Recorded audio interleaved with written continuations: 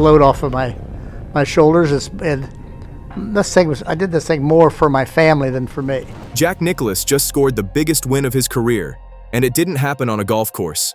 A $50 million verdict, years of silence shattered, and a legacy reclaimed. But behind that victory lies a story no one expected. And today, I'll reveal how the Golden Bear fought back against the machine that tried to own his name. Golden Bear Fallout.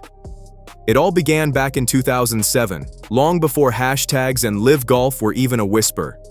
Jack Nicklaus, the man who built golf's mythology, sold the commercial rights to his name and course design empire to a newly formed entity, Nicklaus Companies, for roughly $145 million. It sounded like a legacy move, the Golden Bear, setting up his cubs for life. But buried inside the glossy contracts was the fine print that would eventually bite.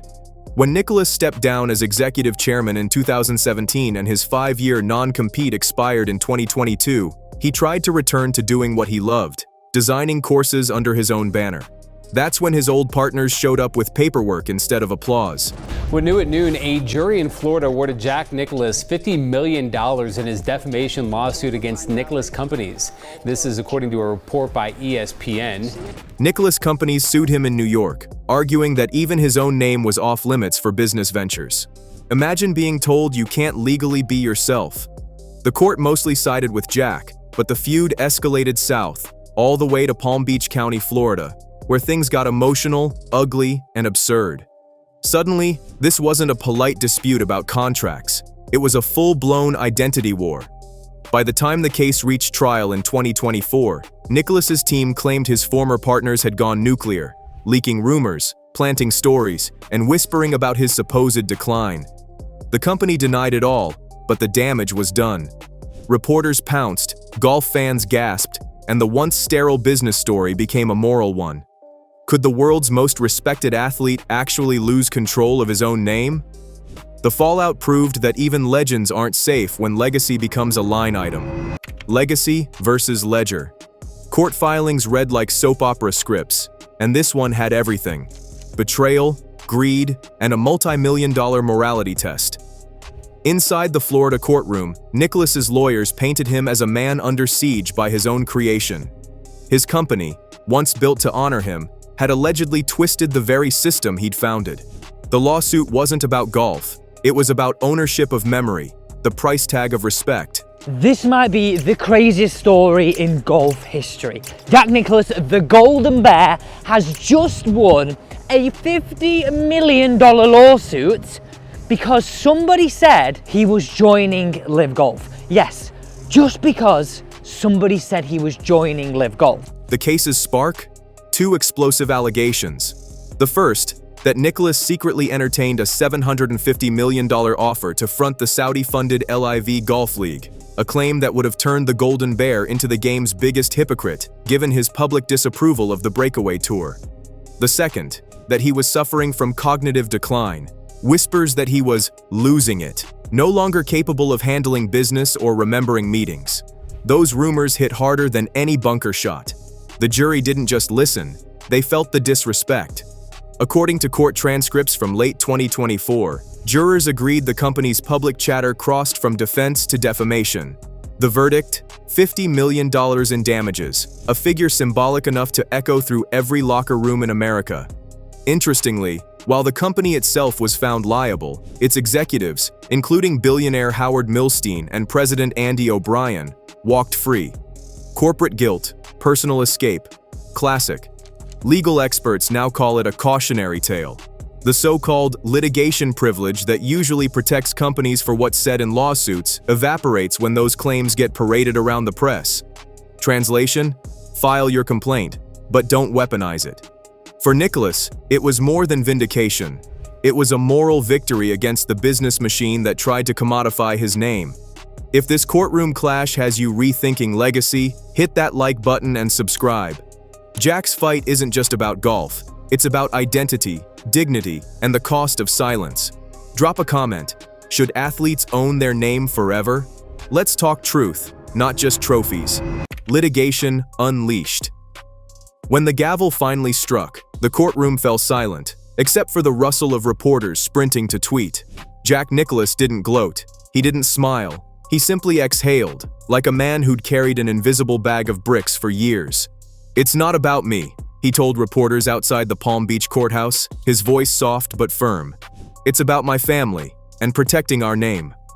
That moment was pure cinematic irony, an 85-year-old legend fighting not for trophies, but for truth. The trial had revealed more than legal drama. It exposed the moral rot inside the world of sports branding.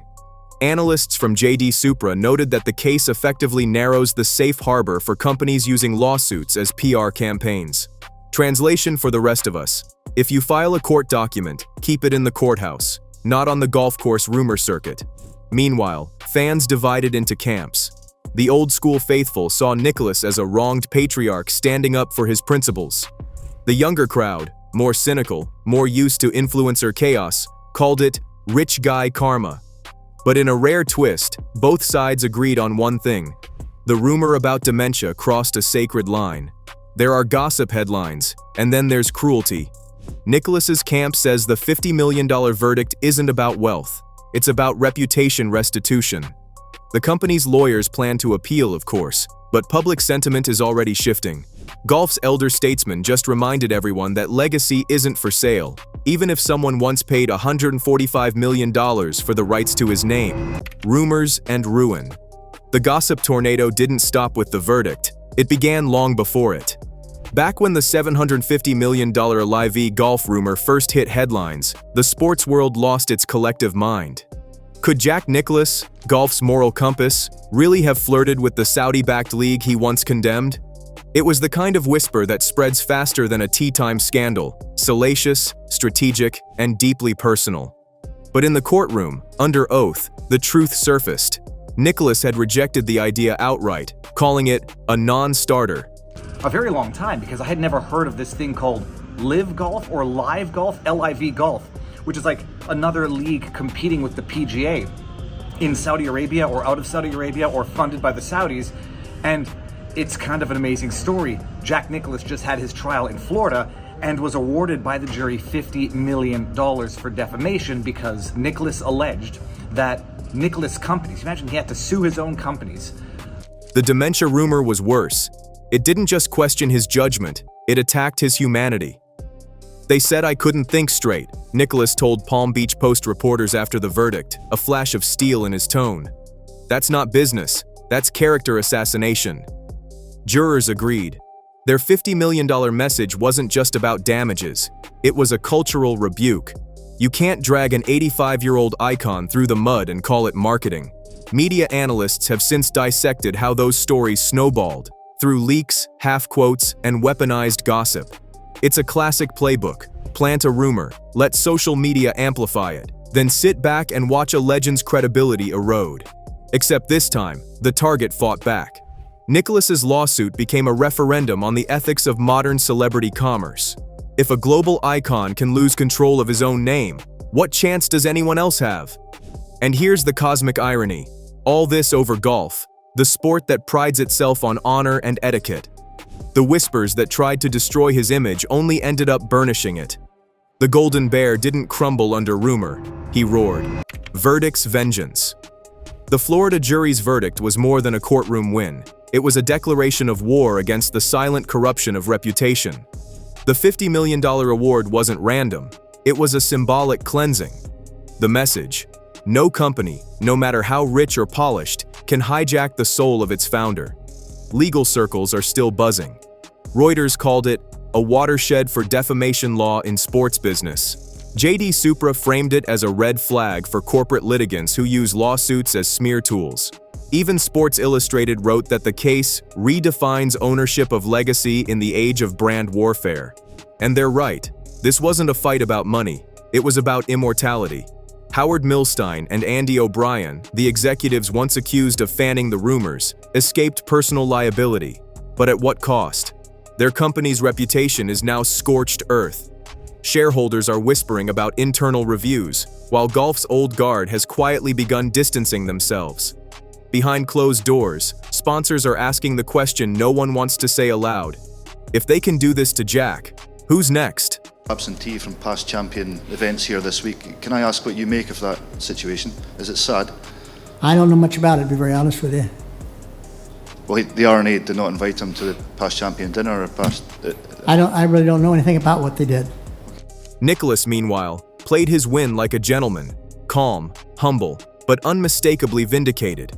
He didn't gloat or grandstand. Instead, he used the spotlight to call for integrity in business, as in sport. Classic Jack. The kind of soundbite that hits harder than a 300-yard drive. And yet, vengeance has its own price. Appeals are coming. More hearings, more headlines, more déjà vu.